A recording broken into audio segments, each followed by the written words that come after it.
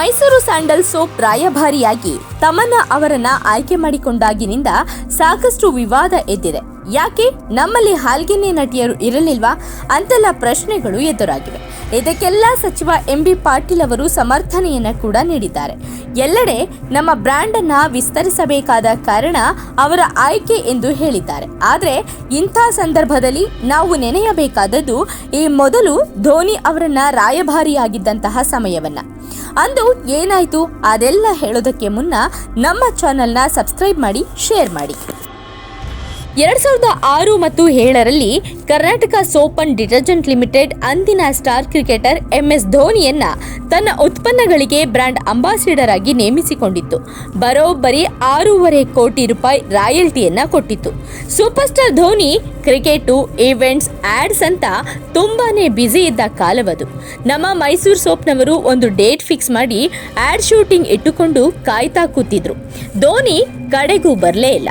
ಇನ್ನೊಂದು ಡೇಟನ್ನ ಕೂಡ ಫಿಕ್ಸ್ ಮಾಡಿದ್ರು, ಆಗ್ಲೂ ಕೂಡ ಬರಲಿಲ್ಲ. ಕನಿಷ್ಠ ಪಕ್ಷ ಕ್ಷಮೆ ಕೂಡ ಕೇಳಲಿಲ್ಲ, ಇನ್ನೊಂದು ಡೇಟ್ ಕೂಡ ಕೊಡ್ಲಿಲ್ಲ. ಇದರಿಂದ ಕೆರಳಿದ KSDL ನವರು ಧೋನಿ ವಿರುದ್ಧ ಕೋರ್ಟ್ಗೆ ಹೋಗಿದ್ರು. ಅವರಿಂದಾಗಿ ನಮಗೆ 6.5 ಕೋಟಿ ನಷ್ಟವಾಗಿದೆ, ಅದನ್ನ ಕಟ್ಟಿಕೊಡಲು ಆದೇಶಿಸಿ ಎಂದು ವಿನಂತಿಸಿದ್ರು. ಆದ್ರೆ ಧೋನಿ ಪರ ವಕೀಲರು ಇದಕ್ಕೆ ಬಿಡಬೇಕಲ್ಲ, ಸಿಕ್ಕಾಬಟ್ಟೆ ವಾದ ಕೂಡ ಮಾಡಿದ್ರು.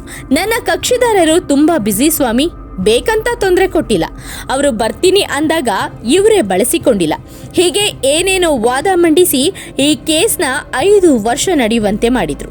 ಅಲ್ಲಿಯವರೆಗೂ ಧೋನಿ ತಾನು ಬೀಸುವ ಬ್ಯಾಟ್ ಮೇಲೆ ಅಂಟಿಸಿದ KSDL ಸ್ಟಿಕ್ಕರ್ ಅನ್ನ ತೆಗೆದಿರಲಿಲ್ಲ.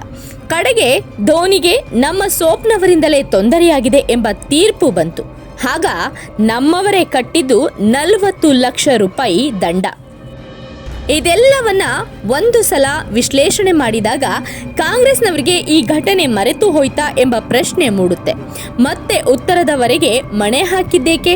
ಅಥವಾ ಲೋಕಲ್ ಹೆಣ್ಣು ಮಕ್ಕಳ ಆಡ್ಸ್ ಮಾಡಿದ್ರೆ ದೊಡ್ಡ ಮೊತ್ತ ಸಿಗಲ್ಲ, ಅದೇ ಉತ್ತರದ ಚೆಲುವೆಯಾದ್ರೆ ಭಾರಿ ದುಡ್ಡು ಹೊಡೆಯಬಹುದು ಅಂದುಕೊಂಡು ಮಿಲ್ಕ್ ಬ್ಯೂಟಿಯನ್ನ ಬುಕ್ ಮಾಡಲಾಯ್ತಾ? ವಿರೋಧ ಪಕ್ಷದವರಂತೂ ಬಾಯಿ ಬಡ್ಕೊಂತಿದ್ದಾರೆ. ತಮನ್ನಾಗೆ ಅಷ್ಟೊಂದು ಡಿಮ್ಯಾಂಡ್ ಇಲ್ಲ, ಅವಳು ಸಿನಿಮಾದಲ್ಲಿ ನಟಿಸುವುದಕ್ಕೇನೆ 2-3 ಕೋಟಿ ತಗೊಳ್ತಾಳೆ, ಅದು 5-6 ತಿಂಗಳು ಶೂಟಿಂಗ್ ಮಾಡಿದ್ರೆ. ಈ ಸೋಪ್ ಆಡ್ಸ್ಗೆ 6 ಕೋಟಿ ಹೇಗೆ ಸಾಧ್ಯ ಎಂದೆಲ್ಲ ಕಾಂಗ್ರೆಸ್ನವರನ್ನ ವಿರೋಧ ಪಕ್ಷದವರು ಸಾಕಷ್ಟು ತರಾಟೆಗೆ ತೆಗೆದುಕೊಂಡಿದ್ದಾರೆ.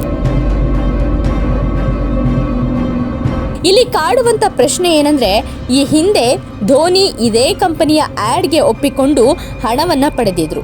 ಆದ್ರೆ ಆಡ್ ಶೂಟ್ ಮಾಡಿಕೊಳ್ಳೋದಕ್ಕೆ ಇಲ್ಲಿಗೆ ಬರಲಿಲ್ಲ. ಈಗ ತಮನ್ನಾ ಏನಾದ್ರೂ ಆಡ್ ಶೂಟ್ ಮಾಡಿಕೊಳ್ಳೋದಕ್ಕೆ ಇಲ್ಲಿಗೆ ಬರ್ತಾರಾ ಅಥವಾ ಧೋನಿಯಂತೆ ಮತ್ತೆ ರಿಪೀಟ್ ಆಗುತ್ತಾ ಕಾದು ನೋಡಬೇಕಾಗಿದೆ.